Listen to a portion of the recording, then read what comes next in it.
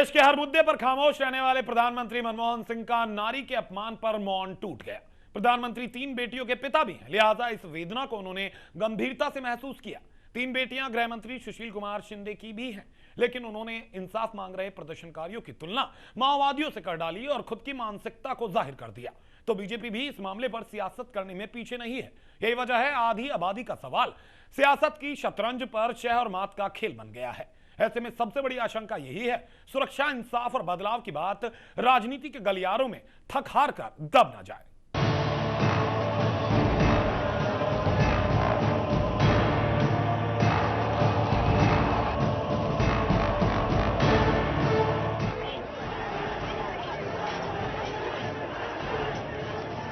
Gangrape के खिलाफ पूरा देश गुस्से में है।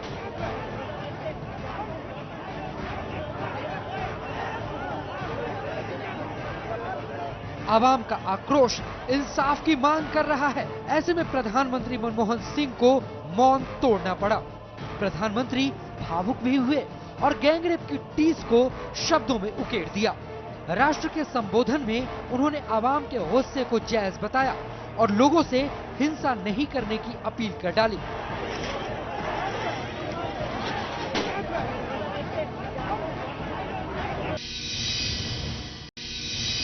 We will examine without delay not only the responses to this terrible crime, but also all aspects concerning the safety of women and children and punishment to those who commit these monstrous crimes. Our government will keep you informed of the steps we are taking and the processes we are following. Fellow citizens, I appeal to all sections of society to maintain peace and help us in our efforts. 3 बेटियों के पिता प्रधानमंत्री मनमोहन सिंह इस मुद्दे पर बेहद संजीदा दिखे। 3 बेटियों के पिता गृह मंत्री सुशील कुमार शिंदे भी हैं, लेकिन शिंदे साहब कहते हैं गैंगरेप मामले में इंसाफ की मांग सभी हदों को पार कर रही है और उन्हें ऐसे प्रदर्शनकारियों से मिलना गवारा नहीं है। गृह मंत्री के बोल बेहद तीखे भी थे और भाषा बेतुकी नजर आई। यही वजह है शिंदे साहब ने दिल्ली के सड़कों पर प्रदर्शन कर रहे लोगों की तुलना माओवादियों से कर डाली। आज यहाँ दिल्ली में हो गया है। हमारे देश में बहुत जगह आदिवासी एरिया है, दलित लोग हैं, उन पर भी बहुत अत्याचार होते हैं और रोज हमारे पास कंप्लेंट आते हैं। तो जो इन रेप के केसेस से गरीब बेचारे पर होते हैं, तो उसके लिए भी मुझे सरकार चिंतित है। उसके लिए 4 तारीख को मैंने दिल्ली में देश के सभी डीजीपी और सभी चीफ सेक्रेटरीज की मीटिंग बुलाई है कि ये जो कानून है, ये केसेस है, इसमें कितनी कड़क कार्रवाई करनी चाहिए, ये भी मैं उस मीटिंग में निर्देश दे रहा हूं। सरकार की दलीलों से बीजेपी खफा नजर आई। बीजेपी प्रवक्ता प्रकाश जावड़ेकर कहते हैं आश्वासन नहीं, लोगों को अब इंसाफ चाहिए।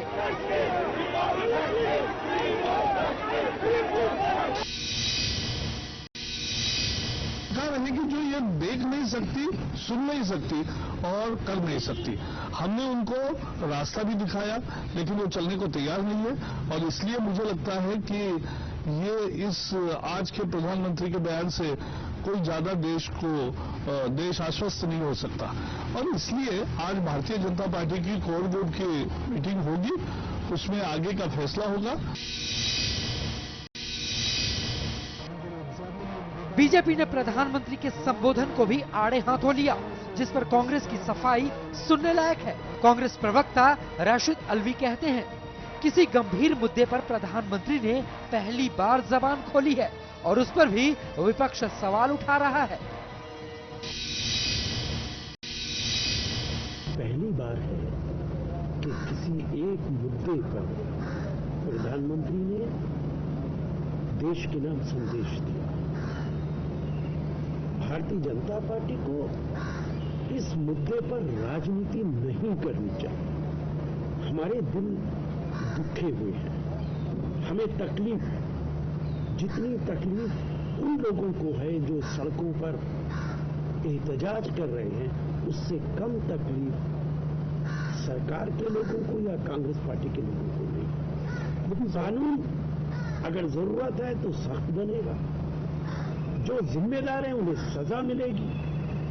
कमीशन बना दिया गया है, 1 महीने में रिपोर्ट आएगी। इसके बाद भी अगर भारतीय जनता पार्टी इस पर राजनीति करती है तो ये दुर्भाग्यपूर्ण है। नारी को नारायणी कहने वाले देश में हुक्मरान सियासत में मशगूल हैं और सरकार के निजाम और विपक्ष के सेनापति बयानों के बाणों में उलझ रहे हैं। यही वजह है आधी आबादी का सवाल सियासत की शतरंज पर शह और मात का खेल बन गया है। ऐसे में सबसे बड़ी आशंका यही है कि सुरक्षा, इंसाफ और बदलाव की बात राजनीति के गलियारों में थक हार कर दब न जाए। गौरव तिवारी के साथ Alok Sangwan, MH1 news, Delhi. Delhi gangrape मामले पर बैठक और मुलाकातों का दौर भी चल रहा है। बीजेपी कोर ग्रुप की बैठक में इस मुद्दे पर सरकार को घेरा गया और तो केंद्रीय गृह मंत्री सुशील कुमार शिंदे भी लगातार मीटिंग कर रहे हैं। बैठकों के इस सिलसिले में दिल्ली के उपराज्यपाल तेजेंद्र खन्ना ने भी एक मीटिंग की और इस मामले के कई पहलुओं को बताया। दिल्ली गैंगरेप मामला सरकार के लिए चुनौती बन गया है तो मुख्य विपक्षी पार्टी बीजेपी इस मुद्दे के सियासी मायने निकाल रही है। इसी कड़ी में बीजेपी कोर ग्रुप की बैठक नितिन गडकरी के निवास पर हुई। इस बैठक में बीजेपी कोर ग्रुप के नेताओं ने दिल्ली गैंगरेप मामले पर चर्चा की और संसद का विशेष सत्र नहीं बुलाने पर सरकार को घेरा। बीजेपी के कोर ग्रुप और महामंत्रियों की एक मिलीजुली बैठक विशेष रूप से अध्यक्ष जी ने बुलाई थी, जिसमें महिलाओं के प्रति बढ़ते हुए अपराधों को लेकर जो देश भर में आंदोलन हो रहे हैं उन पर विस्तृत चर्चा और समीक्षा की गई। हमें इस बात का दुख है कि ये विषय संसद के दोनों सदनों में बहुत प्रभावी ढंग से हमारी ओर से उठाया गया था, लेकिन कोई संतोषजनक और समाधानकारक उत्तर सरकार की तरफ से नहीं आया। जब लोग आक्रोशित होकर के सड़कों पर उतर आए तब हमने 2 सुझाव इस सरकार को दिए। पहला मेरी ओर से प्रधानमंत्री को दिया गया कि वो संसद का विशेष सत्र बुलाएं और जो मौजूदा कानून है उसको और ज्यादा कठोर बनाने के लिए संशोधन लेकर आए। दूसरा सुझाव कल मैंने गृह मंत्री जी को दिया कि एक सर्वदलीय बैठक बुलाई जाए जहां बैठकर सारी पॉलिटिकल क्लास इस चीज पर चर्चा करे और इसमें से कोई संतोषजनक उत्तर ढूंढे। लेकिन खेद से कहना पड़ रहा है कि दोनों ही हमारे सुझाव सरकार ने अस्वीकार कर दिए। कल जिस तरह की बर्बरता इंडिया गेट पर दिखाई गई, विशेष तौर पर महिलाओं के साथ, तो आंसू गैस के गोले भी इकट्ठे दागे गए, उसी समय वाटर कैनन भी चलाया गया, वहीं बुरी तरह का लाठी चार्ज भी किया गया और लड़कियों पर भी लाठी पुरुष पुलिस वालों ने चलाई। कोई महिला पुलिस लाठी नहीं चला रही। 80 बच्चे कल घायल होकर के RML में पहुंचे हैं, राम मनोहर लोहिया में। तो इमरजेंसी की हदों को भी पार कर दिया इन्होंने। इसलिए आज हमने यहाँ बैठकर सोचा कि प्रधानमंत्री और गृह मंत्री ने तो सब कुछ अस्वीकार कर दिया। कल हम राष्ट्रपति जी से समय मांग रहे हैं और उनके पास हमारा प्रतिनिधिमंडल जाकर के ये मांग करेगा कि वो संसद का विशेष सत्र बुलवाएं और वहां कानून को कठोर बनाने का एक संशोधन सरकार लेकर आए। इस तरह की सलाह वो सरकार को दें। बीजेपी की मीटिंग में सरकार पर निशाना साधा गया तो केंद्रीय गृह मंत्री सुशील कुमार शिंदे ने भी इस मामले पर एक बैठक बुलाई है। 4 जनवरी को होने वाली इस बैठक में सभी राज्यों के DGP और मुख्य सचिवों को बुलाया गया है। माना जा रहा है इस बैठक में रेप के मामलों पर विचार किया जाएगा। जो इन रेप के केसेस से गरीब बेचारे पर होते हैं, तो उसके लिए भी मुझे सरकार चिंतित है। उसके लिए 4 तारीख को मैंने दिल्ली में देश के सभी DGP और सभी चीफ सेक्रेटरीज की मीटिंग बुलाई है कि ये जो कानून है, ये केसेस है, इसमें कितनी कड़क कार्रवाई करनी चाहिए, ये भी मैं उस मीटिंग में निर्देश दे रहा हूं। केंद्रीय गृह मंत्री सुशील कुमार शिंदे ने दिल्ली हाईकोर्ट के चीफ जस्टिस से भी मुलाकात की। इस बैठक में गैंगरेप मामलों पर 5 फास्ट ट्रैक कोर्ट बनाने पर चर्चा की गई। फास्ट ट्रैक कोर्ट्स में महिला जज नियुक्त करने पर भी विचार किया गया।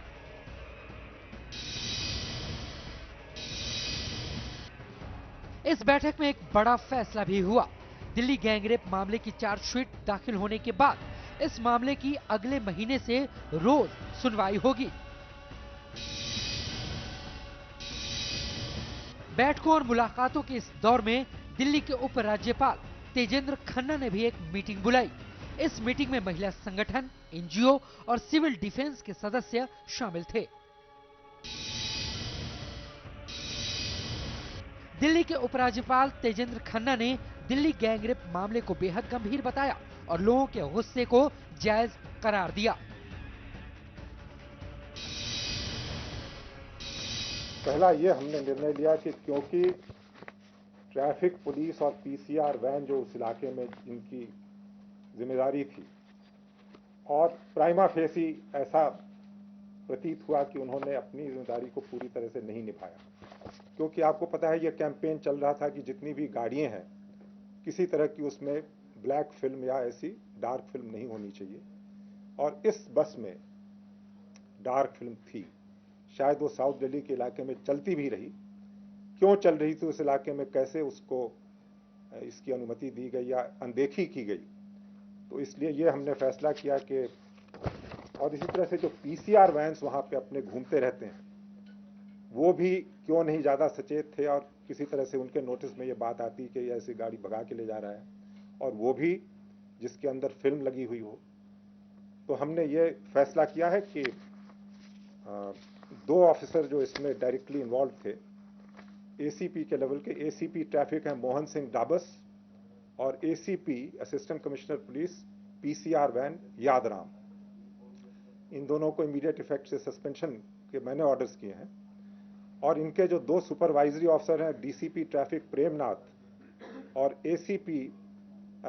डीसीपी पीसीआर सतबीर कटारा, इन दोनों के एक्सप्लेनेशन सीपी साहब कॉल कर रहे हैं मेरे आदेश पे, और उनके एक्सप्लेनेशन देखने के बाद ये मैं तय करूंगा कि उनके भी खिलाफ डिसिप्लिनरी कार्रवाई किस तरह से करनी मुनासिब होगी। इस बीच दिल्ली गैंगरेप केस की चर्चा के लिए बनी जस्टिस वर्मा कमेटी ने अपना काम शुरू कर दिया है। जस्टिस जेएस वर्मा ने कानून में बदलाव किए जाने की मांग पर लोगों से राय मांगी है। इस मामले में बनाई गई जस्टिस वर्मा कमेटी 30 दिनों के अंदर अपनी रिपोर्ट सौंपेगी।